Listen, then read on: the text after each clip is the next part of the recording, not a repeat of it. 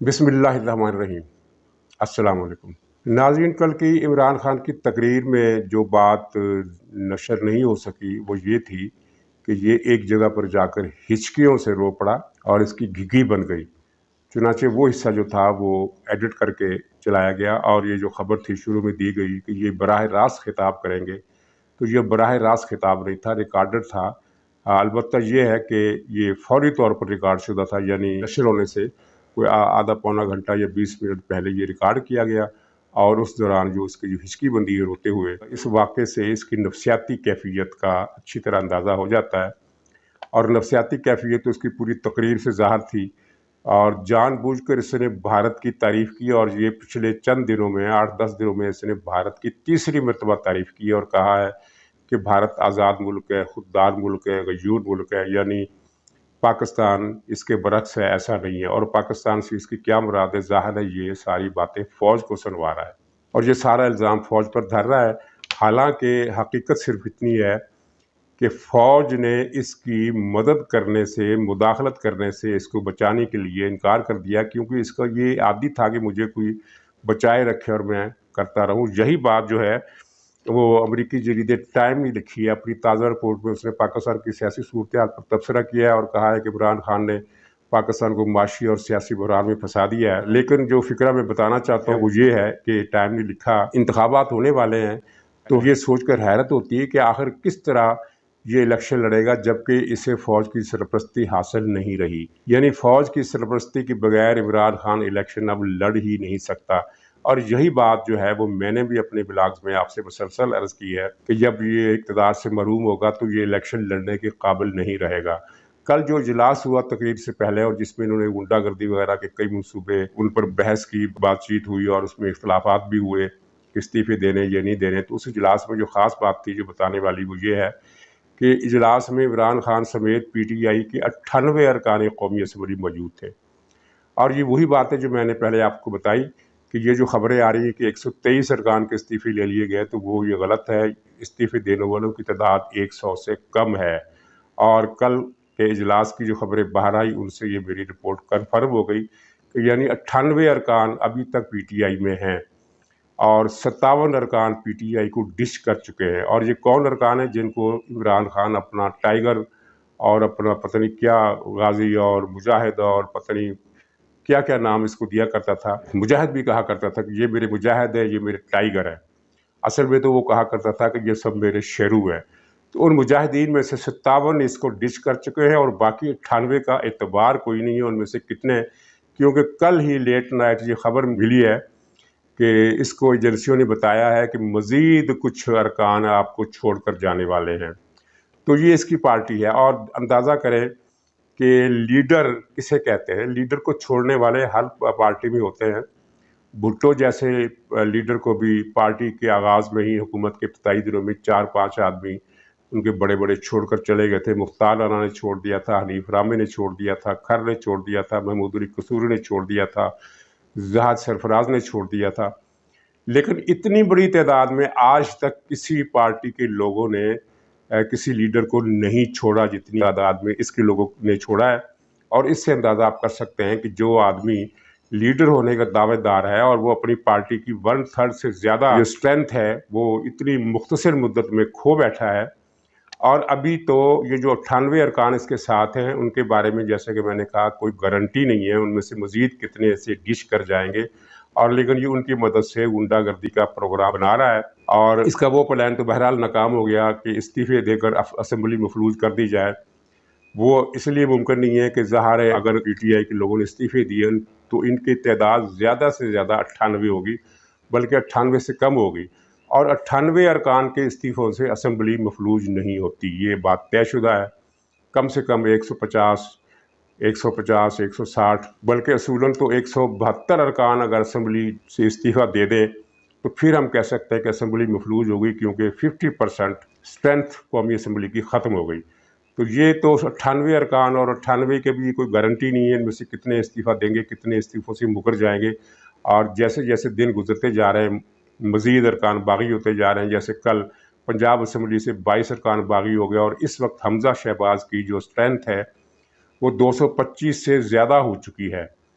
اور پرویز الہی نے جو جتنی کوششیں کی ہیں اسمبلی کا اجلاس ملتوی کرانے کی، وہ اب ناکام ہوتی نظر آ رہی ہیں، کیونکہ پیر کو ہائی کورٹ نے اس بات کا فیصلہ کرنا ہے کہ اجلاس کب بلایا جائے گا، اور جب ہائی کورٹ سے فیصلہ آ جائے گا تو پھر پرویز الہی کے ہاتھ بند جائیں گے، وہ کوئی گنڈا گردی کوئی بدماشی نہیں کر سکے گا جس طرح کی بدماشی اس نے کی قاسم سوری نے۔ اور بدماشی سے یاد آیا کہ نیو یارک ٹائمز نے بڑا دلچسپ تبصرہ شائع کیا ہے، اس نے باقی باتیں تو وہی لکھی ہیں کہ عمران خان کو اس کی پارٹی کے لوگ چھوڑ رہے ہیں اور اس نے سیاسی بحران پیدا کر دیا ہے، اور ملک کو اخبار نے لکھا ہے کہ عمران نے ملک کو سیاسی اور معاشی بحرانوں میں دھکیل دیا ہے، اور یہ جو اب الیکشن ہونے والے ہیں، ہونے والے سے مراد ایک 6 مہینے کے بعد ہوتے ہیں یا اکتوبر میں ہوتے ہیں، زیادہ خبر یہ ہے کہ اکتوبر میں الیکشن اناؤنس ہو جائیں گے یا اکتوبر میں الیکشن منعقد ہو جائیں گے۔ تو اخبار نے لکھا ہے کہ یہ جو الیکشن ہے یہ عمران خان کی بدماشی پر ریفرینڈم ہوں گے، یعنی امریکی اخبار نے عمران خان کی سیاست کو، اس کے طرز حکمرانی کو بدماشی کے نام سے تعبیر کیا ہے۔ ہمارے لیے یہ کوئی اچنبھے کی بات نہیں ہے، ہم تو دیکھ رہے ہیں کہ حکومت مسلسل غنڈہ گردی اور بدماشی کے زور پر چل رہی ہے، اور لوگوں کو گرفتار کیا گیا، ان پر مقدمے بنائے گئے، جیسے رانا صلی اللہ پر آپ نے دیکھا کہ ہیروئن کا جھوٹا مقدمہ بنایا گیا، اسی طرح دوسرے لوگوں پر بھی جھوٹے مقدمے بنائے گئے۔ پیکا آرڈیننس کے تحت کئی ہزار لوگوں پر مقدمے بنائے، وہ کل اسلام آباد ہائی کورٹ نے اس پورے ایکٹ کو ہی کل عدم قرار دے دیا، پورا آرڈیننس ہی وہ ختم کر دیا ہے، اور وہ سارے لوگ جن کے وہ تمام مقدمات جو ہیں وہ آٹومیٹکلی ختم ہو گئے۔ یہ اس کا ایک اور خواب عمران خان کا شروع ہونے سے پہلے ہی ٹوٹ گیا۔ یہ عمران خان کے لیے ایک اور بہت بڑا دھچکا تھا، اور کل اس نے ایک اور حرکت کی کہ وہ کمیشن بنایا جائے گا جو غداری کے وہ جو اس کا الزام ہے، وہ خط ہے جو جھوٹا خط اس لیے کہ جو خط سفارتکار نے پاکستان کو بھیجا تھا اس کے متن میں رد و بدل کیا گیا، اس کو ٹیمپر کر کے اس میں کچھ سطریں اضافہ کی گئی ہیں، جس طرح کے الفاظ غیر محتاط امریکی افسر نے یا امریکی نائب وزیر نے بولے وہ تو اپنی جگہ، لیکن اس نے کچھ مزید اس میں الفاظ ڈالے جو اس امریکی سفارتکار امریکی افسر نے نہیں کہے تھے۔ تو یہ ٹیمپر کیا گیا خط جو ہے، اس کے حوالے سے ایک تحقیقاتی کمیشن بنانے کا اعلان کیا 90 دن میں، جس نے پوری رپورٹ دینی تھی۔ پہلے اس کا سربراہ وہ جنرل ہارون اسلم کو بنانے کی کوشش کی گئی، جنرل ہارون اسلم وہی جو پاکستان میں جمہوریت کا اور انسانی حقوق کا بہت بڑا مخالف ہے، اور جس نے سوات میں پتہ نہیں کیا کچھ نہیں کیا ہے جس کے بارے میں بتا بھی نہیں سکتے۔ تو پھر پتہ چلا کہ کہیں سے ہارون اسلم کو کہا گیا کہ بھی تم نے یہ اس سے باز رہنا ہے، تو وہ ہارون اسلم نے پھر معذرت کر لی۔ تو اس کے بعد طارق محمود جنرل کو انہوں نے عمران خان نے اس کا سربراہ بنایا۔ اب طارق محمود کون ہے؟ یہ پاکستان میں صدارتی نظام کا حامی ہے، عوام کا سخت مخالف اور دشمن ہے، اور سیاستدانوں کو جوکر کہتا ہے، اور خود کو حب الوطنی کا بہت بڑا سمبل بنا کر پیش کرتا ہے۔ اور اس کی حقیقت کیا ہے؟ اس کی فیملی آدھی امریکہ میں رہتی ہے، اور اس کا جو داماد ہے وہ امریکی کمانڈو ہے، یعنی امریکی کمانڈو جو پاکستان میں لڑتے رہے ہیں ان میں سے ایک کمانڈو اس کا داماد ہے، اور اس نے فاٹا میں امریکہ کے ساتھ مل کر جو آپریشن کیا اس کے قصے بھی بتائے نہیں جا سکتے۔ تو اس کی دولت بے انداز ہے، اس کی اثاثے کہاں کہاں ہیں، یہ سب کو پتہ ہے۔ بہرحال اس نے یہ کمیشن کا سربراہ بننے میں رضامندی ظاہر کر دی، لیکن پھر اس کو بھی کہیں سے مشورہ آ گیا اور پھر اس نے بھی معذرت کر دی، اور وہ جو کمیشن کا جو خواب تھا عمران خان کا وہ بھی ادھورا نہیں ہو سکا۔ یہ بات سمجھ میں نہیں آئی کہ یہ کمیشن بنایا کیوں، کیونکہ اس کی حکومت تو ختم ہو چکی ہے۔ تحریک عدم اعتماد کو لٹکا کر اس نے وقت ضرور حاصل کیا ہے، لیکن یہ ظاہر اس کی حکومت تو نہیں رہی، عملاً ختم ہو چکی ہے۔ اور تو جب اس کی حکومت ہی نہیں رہنی تو 90 دن میں رپورٹ دینے والا کمیشن بنانے کا اقدام اس نے کیوں کیا؟ یہ اس کی دماغی خرابی تھی، یا یہ ایک فرد جرم میں کوئی اضافہ کروانا چاہتا تھا،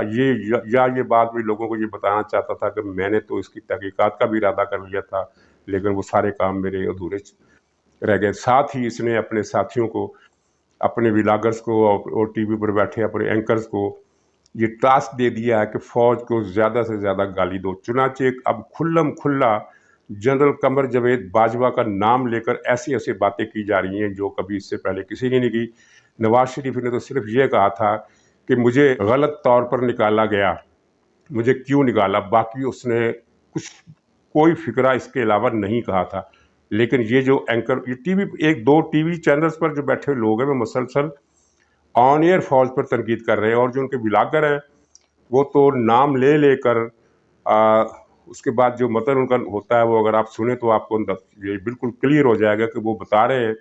کہ یہ ہمارے جرنیل جو ہیں یہ غیر ملکی طاقتوں کے اعلی کار ہیں، ان کے ایجنٹ ہیں، اور پی ٹی آئی کے لوگ جہاں جہاں کہیں مظاہرے کرتے ہیں تو وہاں وہاں یہ نعرے لگاتے ہیں کہ جو چوکیدار ہے ہمارا وہ غدار ہے، غدار ہے۔ چوکیدار سے مراد کس کی طرف اشارہ ہے یہ بتانے کی ضرورت نہیں۔ تو یہ پاکستان میں پہلی مرتبہ ایسا ہو رہا ہے کہ ایک سیاسی پارٹی کے لوگ، چاہے وہ گنتی میں تھوڑے ہی ہیں، چند درجن ہیں، وہ فوج کو، حاضر سروس جنرلوں کو ان کا نام لے کر غدار اور غیر ملکی طاقتوں کا ایجنٹ کہہ رہے ہیں، اور یہ کبھی کہتے ہیں یہ بک گئے ہیں، کبھی کہتے ہیں یہ امریکہ کے آگے لیٹ گئے ہیں، اور کبھی کہتے ہیں انہوں نے پاکستان کو امریکہ کے حوالے کر دیا ہے۔ حالانکہ فوج کی جو قیادت ہے وہ اخبار نویسوں کو کنٹریکٹ کر کے یہ صاف بتا رہی ہے کہ ہمیں جو سبدے دیے گئے ہیں، جو دستاویزات دی گئی ہیں، ان میں غیر ملکی سازش کا، تحریک عدم اعتماد کے ساتھ اس کے تعلق کا کوئی ذکر نہیں ہے، کوئی شواہد نہیں ہے، کوئی ثبوت نہیں ہے۔ تو یہ سارا جھوٹ یہ بول رہے ہیں، اور یہ سارا جھوٹ جو ہے ختم ہو سکتا ہے اگر فوج ISPR ایک سطر کا بیان جاری کر دے، لیکن وہ کسی وجہ سے جو ہم لوگ نہیں سمجھ سکتے کہ کیا وجہ اس کی ہو سکتی ہے، وہ خاموش ہے، اور ذرائع کے حوالے سے وہ خبریں ضرور چلوا رہے ہیں لیکن خود نہیں بول رہے، اور ذرائع نے جو خبریں دی ہیں وہ 100% سچی ہیں، اس لیے کہ وہ اتنی کھلی باتیں ہیں اور تمام عالمی اور پاکستانی میڈیا میں بار بار چھپ رہی ہیں کہ اگر ان میں سے غلط ہوتی تو فوج ان کی تردید کرتی کہ ہم نے ایسا نہیں کہا، ہمارے نام لے کر یا ذرائع کے حوالے سے جو باتیں چلائی جا رہی ہیں وہ بے بنیاد ہیں، ہم نے اس سلسلے میں کوئی بات نہیں کی۔ لیکن ظاہر ہے 6-7 دن سے یہ سلسلہ چل رہا ہے، اور ساری تفصیل لوگوں کو میڈیا نے بتا دی ہے کہ کس طرح یہ خط گھڑا گیا اور کس طرح اس میں سازش کا یا غیر ملکی فنڈنگ کا کوئی مسئلہ نہیں ہے، کوئی معاملہ نہیں ہے، کوئی ثبوت نہیں ہے، اور اس کی طرف سے، فوج کی طرف سے یا اداروں کی طرف سے اس کی تردید اگر نہیں کی گئی ہے تو اس کا مطلب یہ ہے کہ 100% تصدیق شدہ مواد ہے جو ذرائع کے حوالے سے چل رہا ہے۔ ناظرین، اب قومی اسمبلی کے بعد پنجاب اسمبلی میں تحریک عدم اعتماد یا نئے وزیر اعلیٰ کا انتخاب بالکل سامنے دیوار پر لکھا ہوا ہے، اور حمزہ شہباز کو 225 ارکان کی حمایت حاصل ہے، جہانگیر ترین کل پرسوں آنے والے ہیں، اور ساتھ ہی پختونخوا میں بھی تحریک عدم اعتماد پیش کر دی گئی ہے، جو بڑا دلچسپ معاملہ ہے، اس لیے کہ وہاں اپوزیشن کے اور گورنمنٹ کے گنتی میں جو ان کی افرادی طاقت ہے ارکان اسمبلی کی، وہ 6 اور 3 کا تناسب ہے، یعنی اپوزیشن کے پاس اگر 30% سیٹیں ہیں تو گورنمنٹ کے پاس 60% سے زیادہ سیٹیں ہیں، یعنی ان سے دگنی سے بھی زیادہ۔ تو تحریک عدم اعتماد پر دستخط صرف 20 ارکان نے کیے ہیں، لیکن اپوزیشن کا کہنا ہے کہ ان کے پاس حکومت کے بہت سے ارکان کی حمایت موجود ہے۔ وہ گنتی نہیں بتائی، لیکن جو ذرائع ہیں وہ یہ بتاتے ہیں کہ 25 کے قریب PTI کے MP جو ہیں وہ اپوزیشن کے ساتھ اس وقت تک مل چکے ہیں۔ اپوزیشن کی اسٹرینتھ 52 ہے، تو یہ 25 اگر یہ خبر درست ہے اگر، تو یہ ان کی یعنی تعداد یہ ہو جائے گی 70 سے زیادہ، اور لیکن اس کے باوجود میجارٹی جو ہے وہ حکومت کی طرف رہے گی۔ اپوزیشن کے ذرائع یہ کہتے ہیں کہ تحریک عدم اعتماد کے مرحلہ آتے آتے ہمارے پاس اکثریت ہو جائے گی، اور اس میں کوئی شک نہیں ہونا چاہیے، اس لیے کہ وہاں بھی ناراضگی کی خلیج جو ہے وہ ارکان اسمبلی کے درمیان بہت گہری ہے، اور PTI سے لوگ جان چھڑانے کا، PTI سے بھاگنے کا بہانہ ڈھونڈ رہے ہیں۔ اور جب یہ تحریک عدم اعتماد پیش ہوگی، خاص طور پر جب وفاق میں PTI کی حکومت ختم ہو جائے گی، تو پھر میرا خیال ہے اپوزیشن کو بہت زیادہ محنت نہیں کرنی پڑے گی، اور اس طرح عمران خان کا وہ ایک پلان B جس کے تحت وہ پختونخوا اور پنجاب اسمبلی کو توڑ کر سارا یہ ان کا کھیل جو تھا اپنی طرف سے خراب کرنے کا فیصلہ کر چکا تھا، اب وہ دونوں اسمبلیاں اس کے ہاتھ سے نکل گئی ہیں، نہ وہ پنجاب اسمبلی توڑ سکتا ہے اور نہ وہ پختونخوا اسمبلی توڑ سکتا ہے۔ تو ناظرین، ایک اطلاع یہ ہے کہ عید کے بعد عمران خان پر مقدمہ جو بنے گا اس کے تحت عید کے بعد یہ گرفتار ہو جائے گا، یعنی عید کے بعد نواز شریف پاکستان میں ہوں گے جب، تو اس وقت عمران خان بھی پاکستان ہی میں ہوگا لیکن جیل میں ہوگا۔ یہ اطلاع ہے، اس کی تفصیلات ابھی مجھے نہیں ملی ہیں، لیکن اس میں کوئی حیرت کی بات نہیں ہے، کیونکہ 15 سے 20 مقدمے جو ہیں وہ تیاری کے مراحل میں ہیں، اپوزیشن ان کو تیار کر رہی ہے، اور وہ جیسے ہی اپوزیشن حکومت سنبھالے گی، اگرچہ شہباز شریف نے امریکی سفارتکار کے حوالے سے جو گفتگو کی ہے اس میں بعض ذرائع کی یہ غیر تصدیق شدہ خبر ہے کہ شہباز شریف نے کہا ہے کہ ہم انتقام نہیں لیں گے۔ ظاہر ہے یہ ایک بہت غلط بیان ہے، انتقام لینے کا تو خیر سوال بنتا ہی نہیں ہے، انتقام کسی سے لینا ہی نہیں چاہیے، لیکن ان لوگوں نے قومی خزانے پر جتنے ڈاکے مارے ہیں، ٹھیک ہے آپ مقدمات کو بھول جائیں کہ اپوزیشن کے لوگوں کو جس طرح رگڑا گیا اس پر آپ معافی دے دیں، لیکن قومی خزانے پر جو ڈاکے مارے ہیں ان کا حساب نہ لینا یہ تو کسی بھی صورت قابل قبول نہیں ہے، وہ حساب لینا پڑے گا، اور جو آئین سے اس نے غداری کی ہے اور جو مزید غداریاں کرنے کا یہ ارادہ رکھتا ہے اس کی گرفت بھی لازمی ہونی ہے۔ چنانچہ یہ شہباز شریف سے منسوب یہ ریمارکس جو ہیں میرے خیال میں اتنے زیادہ قابل توجہ نہیں ہیں، یا تو ان میں کوئی مبالغہ کیا گیا ہے یا پھر شہباز شریف نے کوئی محتاط سفارتی گفتگو کی ہے۔ محتاط گفتگو سے مطلب یہ ہے کہ ان کے الفاظ دیکھیے کہ ہم انتقام نہیں لیں گے۔ انتقام نہ لینے کا مطلب ظاہر ہے وہ یہ رکھتے ہیں کہ جو ہمارے ساتھ زیادتی کی گئی ہے اس کا بدلہ ہم نہیں لیں گے، یہ تو اچھی بات ہے، لیکن جو قانون کی خلاف ورزیاں کی گئی ہیں، جو ڈاکے مارے گئے ہیں، اور جس طرح یہ آئین سے کھلواڑ کیا گیا اور جس طرح سپریم کورٹ کی توہین کی گئی ہے، جس طرح افواج کی توہین کی گئی ہے، اگر اس کا حساب نہ لیا گیا تو یہ تو معاملہ بالکل ناقابل فہم ہے، ایسا نہیں ہوگا۔ اور عید کے بعد آپ دیکھیے گا کہ یہ عمران خان جیل میں ہوگا، اور صرف عمران خان نہیں، 7-8 اس کے ساتھ اور بھی جو بڑے غنڈے ہیں، تو میں تو غنڈا ہی کہوں گا، جس طرح قاسم سوری نے اسمبلی میں جو کچھ کیا ہے وہ غنڈا گردی کے سوا کچھ نہیں ہے۔ 3 تاریخ کو عدم اعتماد کے لیے اجلاس بلایا گیا جس کا ایجنڈا یہ تھا کہ اس پر بحث ہوگی، اس نے اس پر بحث ہی نہیں ہونے دی اور وقفہ سوالات کا اعلان کیا، اور خود ہی پھر 15 منٹ کے بعد 13 منٹ کے بعد اسمبلی کا اجلاس غیر معینہ مدت کے لیے ملتوی کر دیا۔ پھر دوبارہ بلایا تو اس کا واحد ایجنڈا ووٹنگ تھا، اور اس نے تحریک کو خلاف ضابطہ قرار دے کر وہ اجلاس پھر غیر معینہ مدت تک کے لیے ملتوی کر دیا۔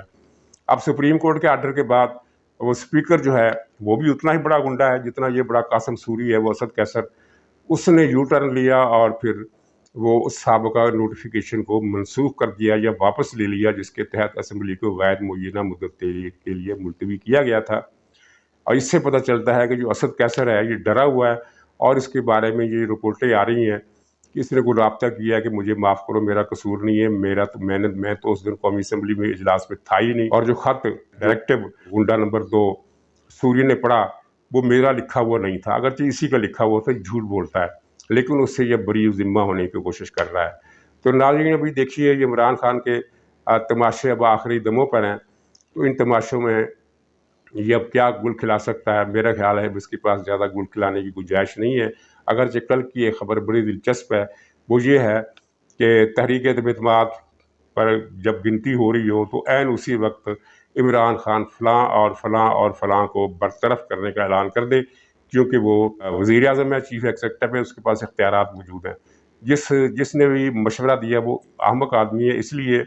کہ ایسی برطرفی کے اعلان کو فوراً ہی ریجیکٹڈ کے میسج سے مسترد کر دیا جائے گا، اس لیے کہ جس کے خلاف تحریک عدم اعتماد قومی اسمبلی میں پیش ہو چکی ہو اور وہ واضح طور پر اپنی اکثریت سے محروم ہو چکا ہو، وہ اس طرح کی برطرفیاں اور تقرریاں کرنے کا اختیار نہیں رکھتا۔ ناظرین اسی پر اجازت دیجیے، انشاءاللہ کل پھر ملاقات ہوگی۔ خدا حافظ۔